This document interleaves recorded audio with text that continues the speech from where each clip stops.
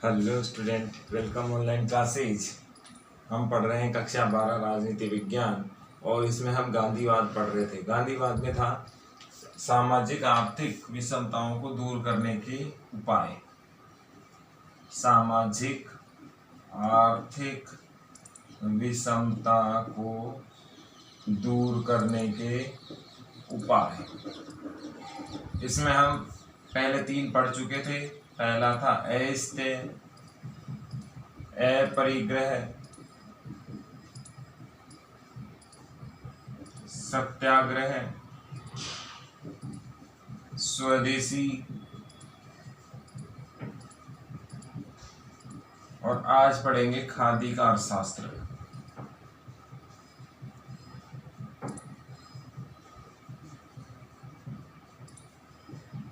खादी का अर्थशास्त्र।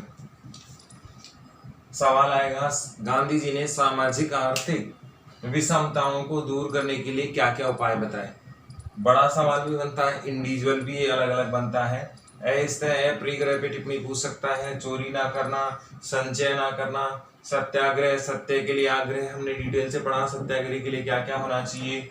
स्वदेशी की बात हमने कर ली और अब बचा है खादी का अर्थशास्त्र। ये भी इंपॉर्टेंट है, अलग से भी पूछा जाता है। खादी के अर्थशास्त्र को स्पष्ट कीजिए, या गांधी ने खादी के अर्थशास्त्र को लेकर क्या कहा। तो आज हम पढ़ेंगे खादी का अर्थशास्त्र।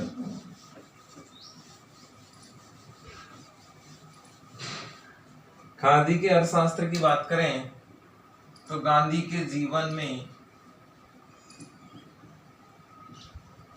ये भी एक बहुत इंपॉर्टेंट चीज थी। आपने देखा होगा कि गांधी जी के आश्रम में, जहां साबरमती नदी के किनारे गुजरात अहमदाबाद की हम बात करें, तो वहां पर भी गांधी जी की बहुत सारी जो तस्वीरें हैं वो चरखे के साथ मिलती है। चरखे के साथ, चरखे से सूत काटते हैं।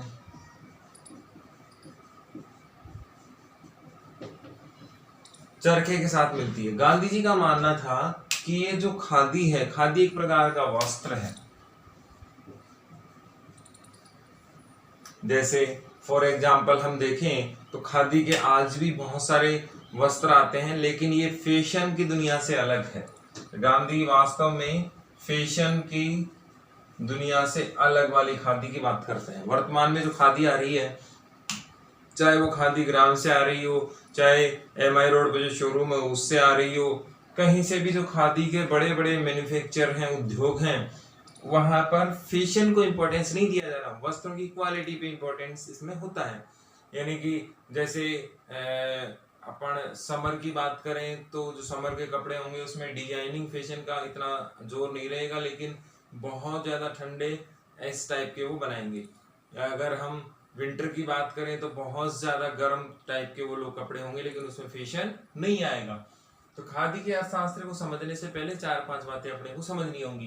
पहला तो चरखा क्या होता है। चरखा एक प्रकार का, इस प्रकार का एक साधन होता है, इससे रोल किया जाता है और यहाँ पर बैठा हुआ व्यक्ति सूत काटता है, जिससे वस्त्र बनते हैं और भी बहुत सारी चीजें यहाँ पर बन जाती हैं इससे। तो ये एक प्रकार का चरखा है। वास्तव में गांधी जी ने इसकी बात क्यों की, इसके कारण हमें पढ़ने हैं और इसका हमारे अर्थशास्त्र पर क्या प्रभाव पड़ा ये हमें देखना है। तो पहली चीज तो ये कि चरखा होता क्या है। चरखा एक लकड़ी का बना हुआ था, इसमें यहाँ पर ये एक रोल पहिए जैसा था, यहाँ से बैठा हुआ बंदा इसको घुमाता था और इससे रुई वगैरह से इसमें जोड़ते जाते थे और वस्त्र बनते जाते, धागा बनता था, धागे से वस्त्र बनते थे। यहां से खादी का अर्थशास्त्र हम करते हैं शुरू। सबसे पहला सवाल तो ये कि गांधी जी ने खादी के अर्थशास्त्र की बात क्यों की। इसके लिए कारण है कि पूंजीवाद और साम्यवाद दोनों ही केंद्रीय व्यवस्था को जन्म देते हैं। सेंट्रलाइजेशन पॉलिसी को ये डेवलप करते हैं। दूसरा, दोनों ही व्यवस्था में वर्ग विभेद उत्पन्न होता है, वो जिससे क्या पैदा होता है, संघर्ष पैदा होता है। आम जन में संघर्ष पैदा होता है। दोनों ही व्यवस्था आलस्य से पूर्ण है, आलस्य फैलाती हैं और इसमें स्वावलंबन नहीं होता, इसमें स्वावलंबन की भावना नहीं होती। दोनों ही व्यवस्था मशीनों पर जोर देती है। गांधी जी मशीनों को यंत्र कहते हैं, तो ये इसलिए भी इसका विरोध करते हैं।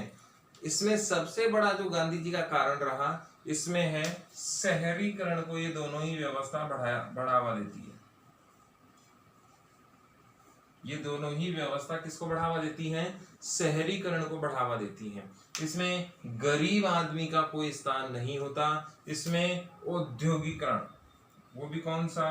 अंधा औद्योगिकरण को जन्म देती है ये व्यवस्था, या इसको शहरीकरण भी हम कह सकते हैं। अब यहाँ पर हम देखें कि गांधी जी ने अर्थशास्त्र, खादी का अर्थशास्त्र क्यों अपनाया, क्या वजह थी? तो वो पूंजीवाद का विरोध कर रहे थे, साम्यवाद का विरोध कर रहे थे। क्यों कर रहे थे? दोनों ही व्यवस्था क्या लाती हैं? केंद्रीय व्यवस्था लाती हैं, वर्ग विभेद पैदा करती है, समाज को बांटती हैं, संघर्ष पैदा करती हैं, आलस्य पैदा करती हैं, स्वावलंबन की भावना को लेकर नहीं आती, जिससे भ्रष्टाचार, लालच फैलता है। मशीनों, यंत्रों को बहुत ज्यादा बढ़ावा देती हैं, जिससे कहीं ना कहीं समाज में मानव की जो आवश्यकता है वो क्या हो जाती है? कम हो जाती है।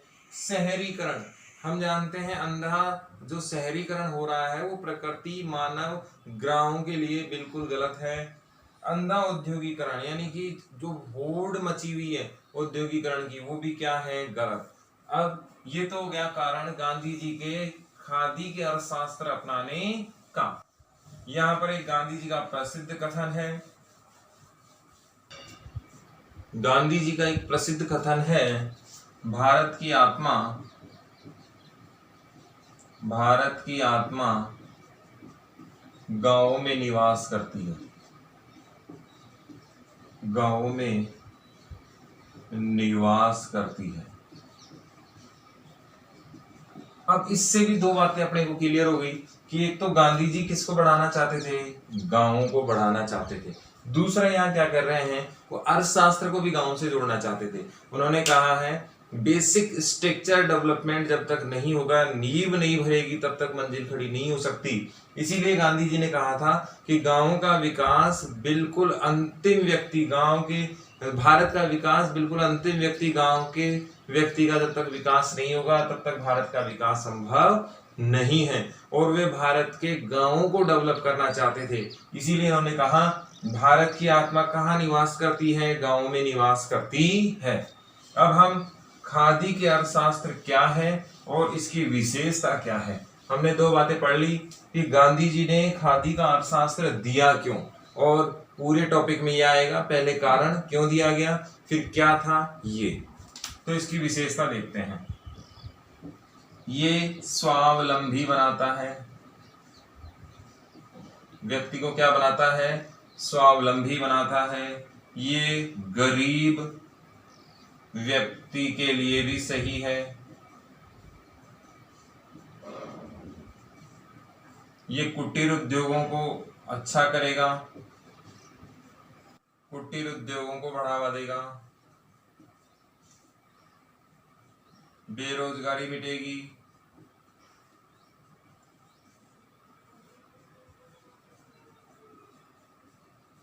बेरोजगारी मिटेगी। इससे शहरीकरण, शहरीकरण का दबाव कम होगा।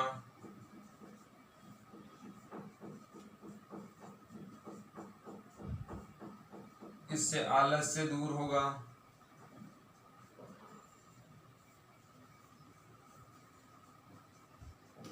राष्ट्रीयता की भावना जागेगी।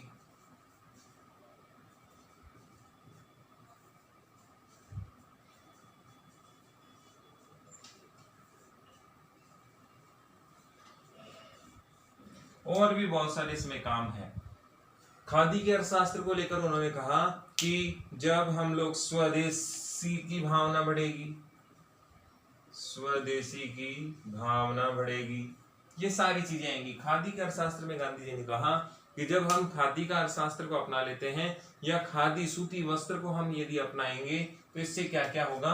एक तो हमें कार्य करने की भावना आएगी। जब हम सूत काटेंगे, एक तो रेडीमेड बना हुआ खरीदेंगे, इससे हमारी पूंजी बाहर जाएगी। दूसरा, हम स्वावलंबी बनेंगे, अपने आप में इंडिपेंडेंट बनेंगे, देश का पैसा देश में ही रहेगा।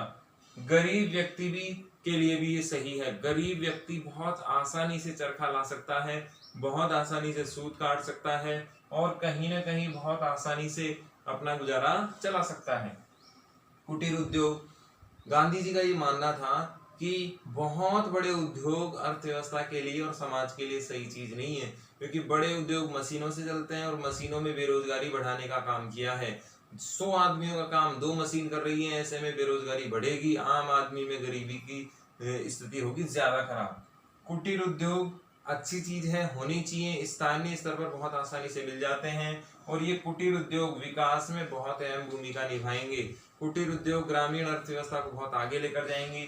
इसीलिए कुटीर उद्योगों को खादी के अर्थशास्त्र से जोड़ा गया है, यानी कि सूत काटने के लिए छोटे छोटे उद्योग हो जाएं तो हमारे गांव बहुत आसानी से अच्छे डेवलप हो जाएंगे। बेरोजगारी मिटेगी। यदि हम खादी को अपना लेते हैं, चरखा को अपना लेते हैं तो बेरोजगारी मिटाने में हमें मदद मिलेगी। हर व्यक्ति को काम मिल जाएगा, काम भी बहुत आसानी से मिल जाएगा और अपने क्षेत्रीय आधार पर ही काम मिल जाएगा। शहरीकरण का दबाव कम होगा। गांधी जी इससे बहुत भयभीत थे कि आने वाला जो समय है वो शहरीकरण का होगा। शहर बहुत डेवलप हो जाएंगे और वो शोषण करेंगे गाँव का। गाँव के संसाधनों पर बोझ बढ़ेगा और अर्थव्यवस्था और जो पर्यावरण का संतुलन है वो बिगड़ जाएगा। ऐसे में शहरीकरण ना बढ़े, शहरीकरण पर दबाव कम हो या शहरीकरण का अनुकरण कम हो, इसीलिए खादी का अर्थशास्त्र अपनाना चाहिए। आलस्य दूर होगा।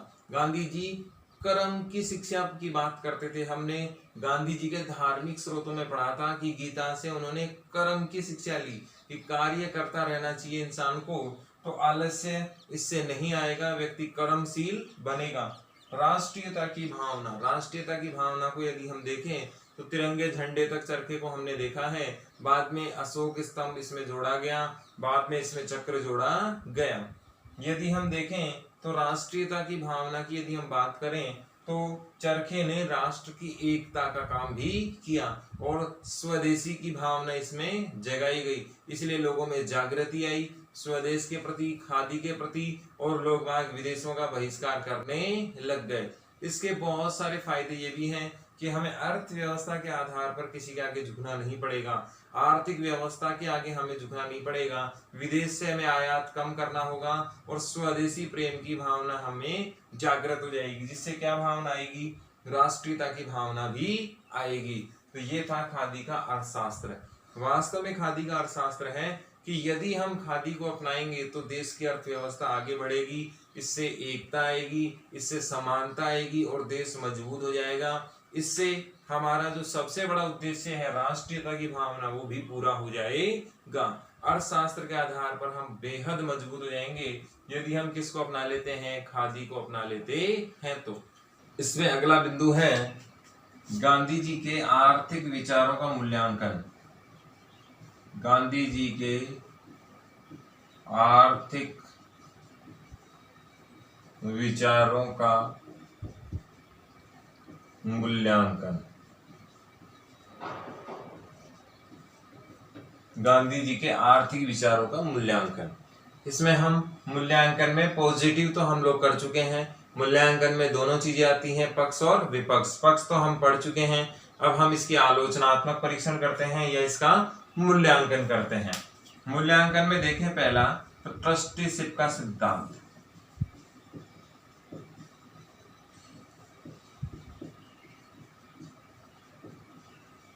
यदि हम ट्रस्टीशिप के सिद्धांत की बात करें तो ये केवल और केवल किस पर जोर देता है, व्यक्ति निष्ठता पर जोर देता है,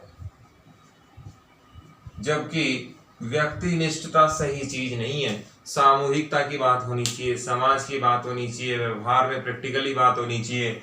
ये केवल और केवल एक व्यक्ति पर आधारित सिद्धांत है कि प्रत्येक व्यक्ति को अपने अनुसार जो प्रॉपर्टी ज्यादा है उसे दान कर देना चाहिए तो वह व्यक्ति सोचता है कि समाज के लिए मैं ही क्यों करूं। यदि ये सामूहिकता का सिद्धांत होता तो ज्यादा बेटर चीज होती, सभी मिलकर कार्य करते, सभी समूह में आसानी से काम संभव हो जाता है। लेकिन व्यक्ति पर्टिकुलर पर्सनली यदि कोई काम करेगा तो वो आसानी से संभव नहीं है। इसमें भौतिकवाद का भी ध्यान नहीं दिया गया है, भौतिकवाद को नकार दिया गया है, नकारा गया है। वास्तव में देखें तो इंसान के जीवन में बहुत सारे पहलू होते हैं, उसमें एक होता है भौतिकवाद। भौतिकवाद का मतलब है जीवन में ऐसा आराम है, जीवन यापन का अच्छा क्वालिटी का तरीका है। जैसे बिल गेट्स ने कहा कि कोई व्यक्ति गरीब है, क्यों? क्योंकि उसने कार्य नहीं किया। क्योंकि गरीब पैदा होना कोई गुनाह नहीं है, लेकिन गरीब मरना गुनाह है क्योंकि उसने कार्य नहीं किया। तो यहाँ पर जो उसने पैसा कमाया है, धनवान व्यक्ति ने, जो अपने जीवन का स्टैंडर्ड बढ़ाना चाहता है। बहुत सारे लोग आज अमेरिका जाना चाहते हैं, रसिया जाना चाहते हैं, फ्रांस है, डेवलप कंट्री इंग्लैंड है, इनमें ये जाना चाहते हैं। क्यों जाना चाहते हैं? क्योंकि लाइफ स्टाइल वहां पर बहुत अच्छी है, उनके जीवन को आनंद प्राप्त होता है। भौतिकवादी सुविधाएं, भौतिकवादी सुविधा में क्या क्या आता है? लिविंग स्टैंडर्ड डेवलपमेंट आता है कि आपको रहने की सुविधाएं बहुत अच्छी मिलेंगी, एजुकेशन स्टैंडर्ड बहुत अच्छा मिलेगा, हेल्थ रिसोर्सेज बहुत ज्यादा होंगे, पर्टिकुलर जो अपने ट्रांसपोर्टेशन का जो सिस्टम है वो बहुत अच्छा होगा। तो ऑल ओवर यूं कहें कि भौतिकवाद का अर्थ है अपने जीवन को बहुत अच्छी चीजें मिलेंगी। तो भौतिकवाद को इस सिद्धांत में नकार दिया गया है, जबकि भौतिकवाद भी लाइफ का एक पार्ट है। तो जिसने ज्यादा मेहनत की है उसे भौतिकवादी होने का हक पूरा पूरा होना चाहिए। फिर यह सिद्धांत व्यवहारिक नहीं है, यह सिद्धांत व्यवहारिक नहीं है। यदि हम देखें, व्यवहारिक का मतलब होता है वास्तविक। ओरिजिनलिटी में यदि देखें तो ऐसा संभव नहीं है। समाज में बहुत सारे प्रकार के लोग होते हैं, बहुत सारे अच्छे लोग होते हैं, बहुत सारे खराब लोग होते हैं। कुछ it is socio dependability our society system, they are feel good then something are doing the our society related issues. Then व्यवहार में भी हम देखें तो पर्टिकुलर किसी बात को प्रैक्टिकली हम देखें तो समाज के कुछ मुद्दों पर तो वो बहुत अच्छे होते हैं और कुछ मुद्दों पर उनका कोई लेना देना नहीं होता, वो अपने आप को किनारा कर लेते हैं। ऐसे में जो लोग अपने आप को किनारा कर लेते हैं वे ट्रस्टीशिप के गांधी जी के विचार को कैसे अपनाएंगे? वे किसी भी हालत में अपनी प्रॉपर्टी नहीं देने वाले हैं। तो इसका व्यवहारिक रूप देखें तो वो अपने इश्यूज को इंडिविजुअली पर्टिकुलरली बाइकाट कर लेते हैं और हमारी सोसाइटी से। और व्यवहार में इसी सिद्धांत को लागू नहीं किया जा सकता, क्योंकि जो लोग स्वार्थी हैं, जिनमें नैतिकता नहीं है, धर्म का आधार नहीं मानते, वे लोग कहीं ना कहीं अपने सोशल इश्यूज को अलग कर लेते हैं। किससे? सोसाइटी से। अपने जो सिद्धांत है उनको अलग कर देते हैं, बिजनेस को अलग कर देते हैं। बहुत सारे लोग देखते हैं कि जब बिजनेस का इश्यू आता है तो पर्सनल टर्म्स को अलग कर देते हैं, आपसी रिश्तों को अलग कर देते हैं और वो समझौता बिजनेस में नहीं करते। तो ये सिद्धांत कैसा नहीं है? व्यवहारिक नहीं है, वास्तव में इसे लागू नहीं किया जा सकता है। तो ये एक पक्ष की बात करता है, व्यवहारिक पक्ष की ये सिद्धांत बात नहीं करता। फिर ये नैतिकता पर बहुत ज्यादा जोर देता है, नैतिकता पर बहुत ज्यादा जोर देता है।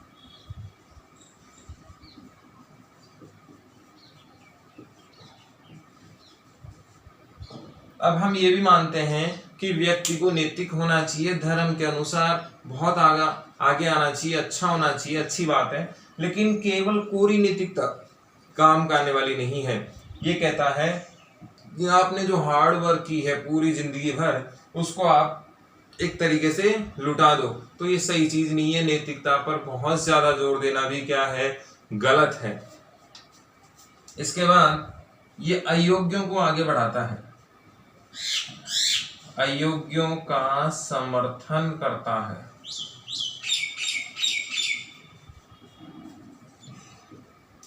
गांधी जी कहते हैं कि जो समाज में लोग हैं ऐसे जो बहुत ज्यादा संपन्न पैसे वाले हैं उनको अपनी प्रॉपर्टी का हिस्सा किसको दे देना चाहिए, समाज को दे देना चाहिए, और समाज में जो गरीब हैं, पिछड़े लोग हैं, उनके वो काम में आना चाहिए। यदि गरीब और पिछड़ों को ये पहले से पता हो कि अमीर लोग हमें ऐसी व्यवस्थाएं प्रोवाइड करवा देंगे जब हमें आपात स्थिति आएगी, तो जो अयोग्य लोग हैं, पिछड़े लोग हैं, वे कभी भी कार्य नहीं करेंगे, वे योग्य बनने के प्रयास ही नहीं करेंगे और समाज में पिछड़ापन हमेशा रहेगा, क्योंकि उन्हें पता है कि हमारा समर्थन कौन करने वाले हैं, ट्रस्टीशिप के सिद्धांत से अमीर लोग करने वाले हैं। ऐसे में हमारे लिए कहीं कोई आवश्यकता है ही नहीं कार्य करने की और हम बैठे बैठे खा सकते हैं। तो ट्रस्टीशिप का सिद्धांत किसको आगे बढ़ाने में मदद कर देगा, अयोग्य व्यक्तियों को आगे बढ़ाने में क्या कर देगा, मदद कर देगा, जो समाज में सही स्थिति नहीं है। और लास्ट में देखें तो ये कोरी कल्पना है, काल्पनिक है केवल, इमेजिनेशन थ्योरी है ये टोटली। अगर हम इस सिद्धांत की बात करें और इसे व्यवहार में लागू करने की कोशिश करें तो आज के परिदृश्य में देखें तो ये सिद्धांत संभव ही नजर नहीं आता। ऐसा कोई भी व्यक्ति नहीं है, चाहे आप अपने पे देख लो, मेरे पे देख लो, जो समाज के लिए अपने संसाधन दे सके, संभव ही नहीं लगता ये। तो ये क्या है, कोई काल्पनिक सिद्धांत नजर आता है। तो हमने गांधी जी के आर्थिक विचारों के मूल्यांकन में आलोचना की बात की, तो पहला सिद्धांत है इनका ट्रस्टीशिप का सिद्धांत। तो ये व्यक्ति पर बहुत ज्यादा जोर देता है, जो सही चीज नहीं है, सामूहिकता पर जोर देना चाहिए। भौतिकवादी सुविधाएं, भौतिकवाद का मतलब होता है life standard, AC, fridge, cooler, plane, ये सब भौतिकवादी चीजें होती हैं, व्यवहारिक नहीं है, वास्तव में प्रैक्टिकली इसे नहीं किया जा सकता। नैतिकता पर बहुत ज्यादा जोर देता है, ये कहता है कि धर्म की आड़ में सब कुछ न्यौछावर कर दो, नैतिक होना, अंतरात्मा की आवाज सुनो, ये सही चीज नहीं है। अयोग्यों को आगे बढ़ाने की बात करता है। और फिर कोरी काल्पनिक व्यवस्था है, सिद्धांत केवल कल्पना मात्र है, व्यवहार में सिद्धांत को लागू नहीं किया जा सकता। इसके बाद गांधी जी के आर्थिक विचारों में मूल्यांकन में आगे देखें तो गांधी जी ने सत्ता व राज्य दोनों को शंका की नजर से देखा है, या यूं कहें कि ये इनके पूरे खुले समर्थन में नहीं थे। जब ये समर्थन में नहीं थे, आगे जाकर ये कहते हैं कि राज्य जन कल्याण का कार्य करे, जन कल्याण का कार्य करे और उद्योगों पर नियंत्रण करे।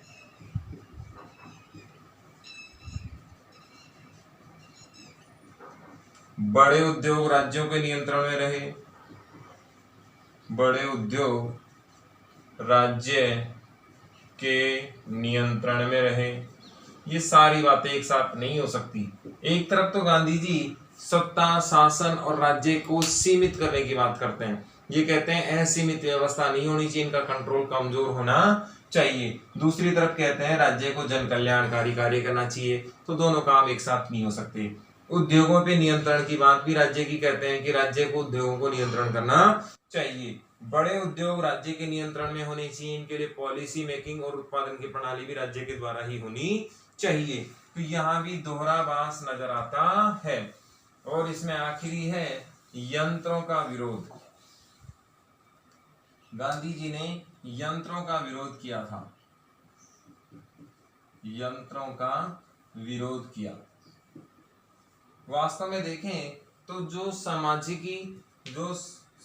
की व्यवस्था बिगड़ी है वो यंत्रों के कारण नहीं बिगड़ी है, और जो समाज की आज समस्या है वो यंत्रों के कारण नहीं है, वो उसका मूल कारण है कि उत्पादन की पॉलिसी सही नहीं बनना। हम यदि उत्पादन की पॉलिसी एक सिस्टम से बनाते, कौन सी चीजें पहले बनानी है कौन सी बाद में, तो ऐसी स्थिति नहीं आती। यंत्रों से आधुनिकता की तरफ जाया जा सकता है, संपन्नता लाई जा सकती है, विकसित होगा देश, उत्पादन में तेजी आएगी,